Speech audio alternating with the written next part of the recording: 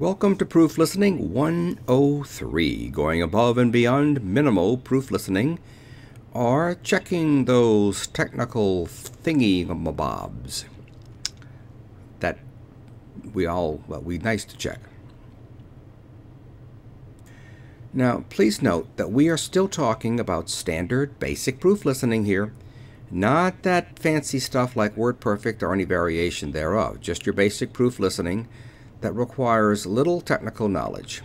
You know, checking the intro and the outro to see they match, the what's required in the first post, your silences before and after the recording, repeats, dogs barking, and things like that. This is my dog right here. She listens. She does a lot of my proof listening for me. Well, not really. She hates it. Can't tell a stumble from a repeat.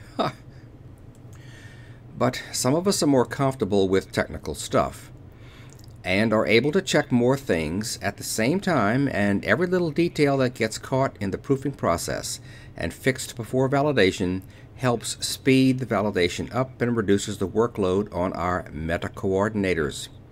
I spelled that wrong, didn't I? Even though they are all mythical, magical creatures, they still appreciate not having to clean up every ID tag in a 63-section project, or so I'm told. So these are the additional 7 things that I think we should check if you want to be a super proof listener like me. There are 7 things: the file format, which should be MP3, the bit rate, which should be 128 kilobytes per second constant bit rate, the sample frequency, which should be 44.1, the recording mode should be mono, sample size 16-bit, ID 3 tags as specified in the first project post, and volume. I recommend we keep it within 3 of the our goal of 89 decibels using MP3 gain. Once again, all of these things are up for grabs, you might want to say.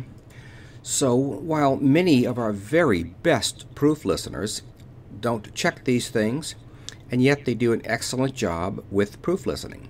But those of us that can do it are encouraged to check these things in addition to our normal stuff, and so that they can be corrected by the reader and uploader before giving it the PL-OK stamp of approval.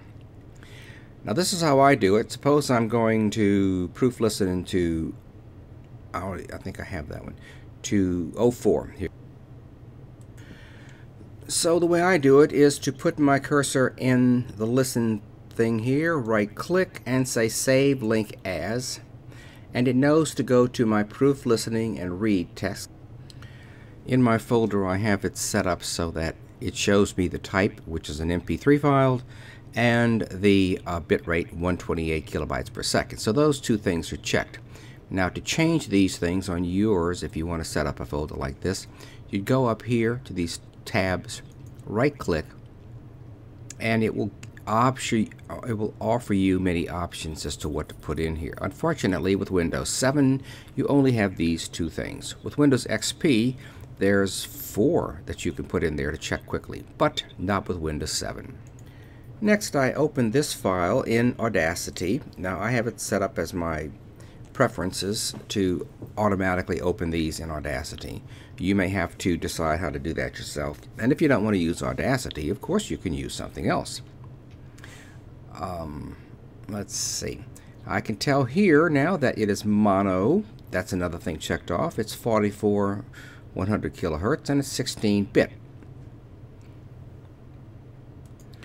As I mentioned, I check the first 2 things from my folder, and then I come to Audacity and check the sample frequency, the recording mode, and that it's 16-bit. The next thing I'm going to check will be the ID 3 tags. I check the ID 3 tags by going up to File, and then come Open Metadata Editor, and there it shows me what they've put in there. Now I usually leave the first page running in the background here all the time so that I can check such things as the intro and outro, what they want them to say, because I forget very easily. But then when you come down to the file types, file names, which I check the file names also, And then I come down to the ID tags. It says that it should be the title, which would be the section title, and artist and that. So let's see what we got going here. He's got artist, right? George McDonald. Track title.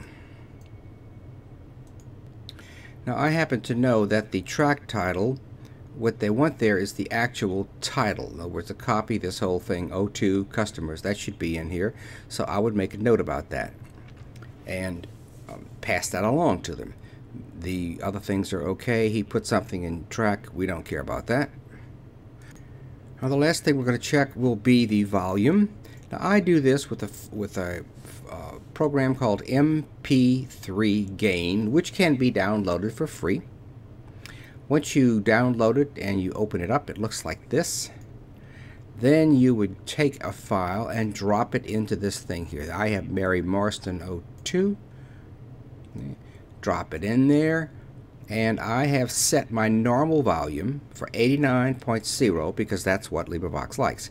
Next I do a track analysis, and it's thinking. I believe this decibel is different from most decibels. It's based on what it sounds like to human ears. The volume is 89.5, just about perfect.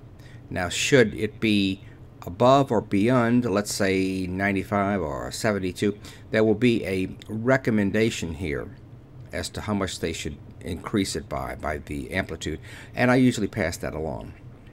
So that's fine.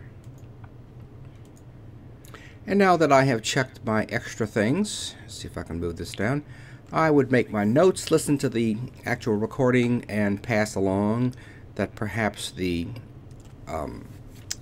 title in the ID3 tags needs to be changed to O2-customers. And that basically is what we're looking for here, checking out these things in addition to what we would normally check out, and helping the meta coordinator in their job. Thank you very much. This is video 3 in the EPIC series of proof listening. If you have any comments, suggestions, arguments, or whatever you want to contribute, let me know. This is Phil Chenevert, and happy proof listening.